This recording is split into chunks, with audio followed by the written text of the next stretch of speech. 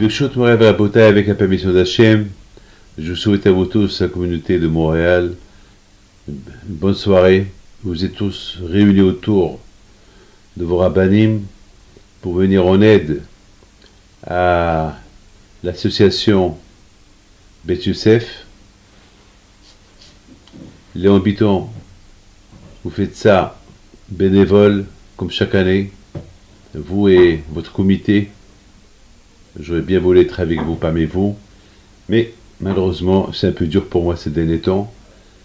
Et je souhaite et je prie Hachem, que Hachem vous aide dans cette œuvre-là de récolter des fonds pour venir aux nécessiteux.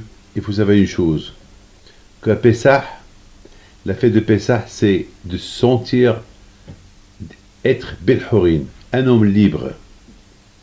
Bon, bien sûr que être libre au niveau matériel, c'est pas pour tout le monde. Ceux qui ont les moyens, eh ben, ils sont dans les hôtels, ils sont chez eux, ils sont invités, ils vont bien se sentir libres. Libres de tout. Libres de caractériser la maison, libres de tout. Il y a beaucoup aujourd'hui, pour ceux qui vont dans des hôtels, ben, ils ferment la maison et ils partent. Ils vendent la maison, ils vont tout le Hamitski là-bas, ils partent. Mais pour ceux qui ne peuvent pas voyager nulle part, et ceux qui n'ont pas de quoi manger, et ceux qui ont vraiment besoin d'être aidés, ceux-là les pauvres. Déjà toute l'année, ils étaient prisonniers de leur pauvreté. Alors, on va leur ajouter Pessah aussi. Au moins, Pessah, ils vont se sentir un peu libres. On va leur acheter de quoi manger. Et ça, c'est votre devoir. Chaque ville, elle a son devoir de se occuper de ses pauvres. Il y a une histoire que j'ai entendue d'un rave à propos de un grand tzaddik qui s'appelle Rabbi Chaim Volojin, qui était l'élève du Gaon de Vilna. Ce tzaddik avait préparé un cours de Torah, mais il avait un problème. Il avait une question qu'il n'avait pas de réponse. Donc il est parti dormir sans trouver la réponse, et il était un peu perturbé. Et la même semaine, il y avait un monsieur qui était un tailleur, qui était mort. Bon, c'était un tailleur, c'est pas tout le monde qui lui a fait le kavod, parce que c'était un tailleur, c'était pas un rabbin. Vous savez, on fait le kavod à des gens qui sont connus, des gens qui ne sont pas connus. Bon, ceux qui le connaissent, ils vont aller à son enterrement, et ceux qui ne le connaissent pas, ils ne le connaissent pas.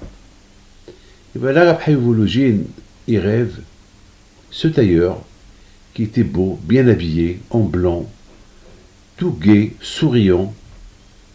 Il lui dit, Rabbi, qu'est-ce que tu fais là? Il dit, non, je sais pas. Rien.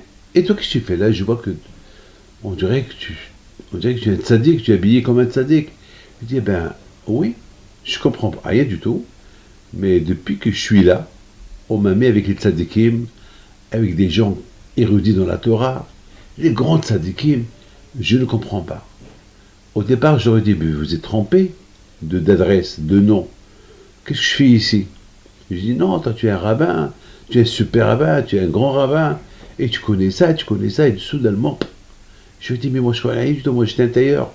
J'étais un simple tailleur, et je vois pas que ma place, je sais pas, je suis flatté d'être avec ces grands rabbins-là. Je ne comprends pas.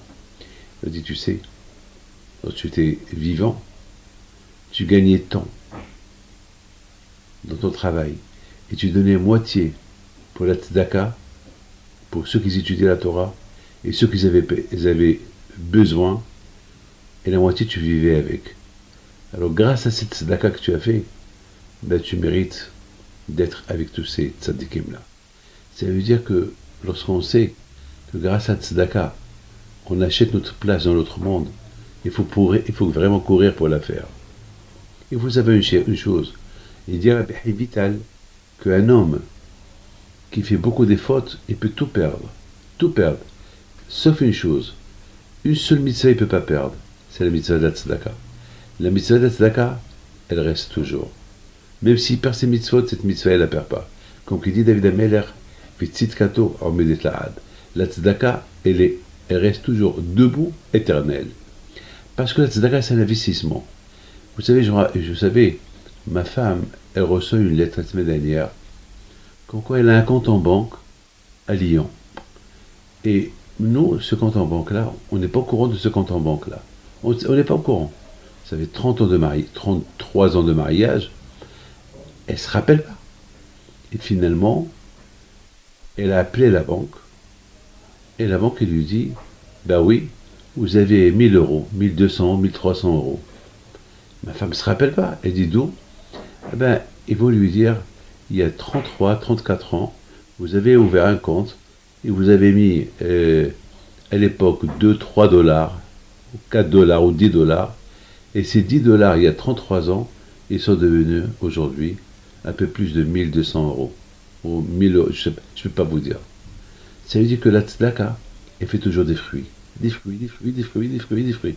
Eh ben, j'ai dit à ma femme, dommage, tu n'as pas mis 1000 euros. Dommage. Dommage. Vous vous rendez compte? On fait mitzvah tzedaka, on oublie ce qu'on a fait il y a 30 ans, et, cette tzedaka, elle continue.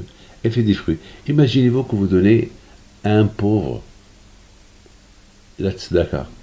Ce pauvre avec votre tzedaka, il va vivre. Il va faire vivre ses enfants. Et après des générations, pourquoi ils vivent? Eh bien, ils vivent grâce à la tzedaka que vous avez donnée, que vos aïeuls ont donné à ses grands-parents. Donc la tzedaka, elle continue tout le temps. Il y avait une fois Rabbi Himpi de Alav Shalom, que lui, il a vu au Mela Haïsawira un monsieur qui court. Et Rabbi Himpi, il a vu l'ange de la mort derrière lui. Il a senti que ce monsieur-là, il devait mourir. Rabbi Himpi lui dit, non à la tzedaka. Fais une tzedaka tout de suite. Et l'autre lui dit, non, non, non, j'ai déjà donné à Rabbi, et je te donne plus tard. Et Rabbi Himpi lui dit, plus tard, ça peut être trop tard. Je te conseille, donne-moi maintenant. Il n'a pas voulu. Il est parti. En partant, malheureusement, il est mort. Ce monsieur est arrivé à Chela et il est mort. Et puis, ses élèves, ils ont dit, et Rabbi Hippi, d'autre temps, il a envoyé avec quelqu'un derrière lui pour lui faire Kriyat Shema lorsqu'il meurt. Alors, il a dit à Rabbi Hippi, quand tu es prophète, tu sais ce qui va se passer. Il lui a dit, non, je ne suis pas un prophète. Mais j'ai voulu lui sauver la vie. Je l'ai supplié pour qu'il fasse la tzedaka.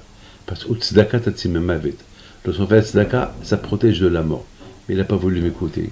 Je ne peux rien faire, je ne peux pas lui dire, il y a le malachamavet derrière toi. Je n'ai pas le droit de dévoiler le secret. Mais je voulais lui éviter. Qui sait aujourd'hui, en faisant la tzedaka, à ces œuvres-là de Beth Yosef, combien des gens ils vont vivre, ils vont manger, ils vont faire des brachot avec cet argent?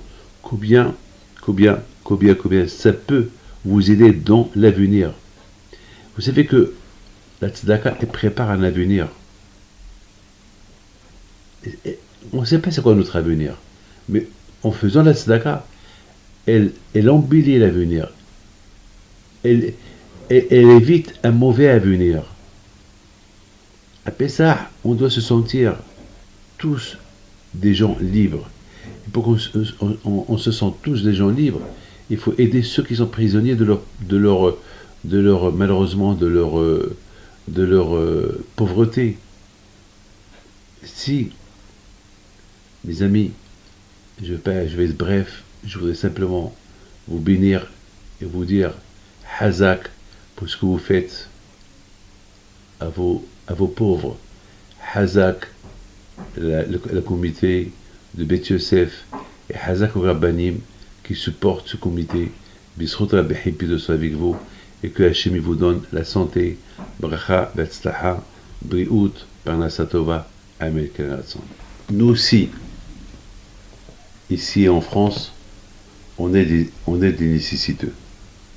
La Hevret Pinto, elle aide tout le monde. Donc, c'est une grande mitzvah. Si vous voulez nous envoyer à nos adresses la tzedaka pour pouvoir la distribuer aux pauvres nécessiteux. Que le bon Dieu vous protège, Bisrota Behimpi soit avec vous.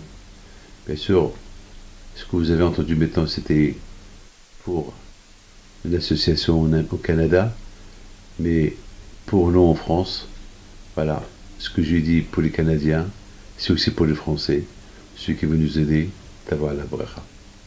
Il y a beaucoup de jeunes qui n'ont pas de tefilin, on leur achète tefilin. Il y a beaucoup de gens qui se marient, on les aide pour le mariage. Et surtout, Pessah, il arrive. Il y a beaucoup de pauvres, surtout en Eretz Israël, qui ont besoin.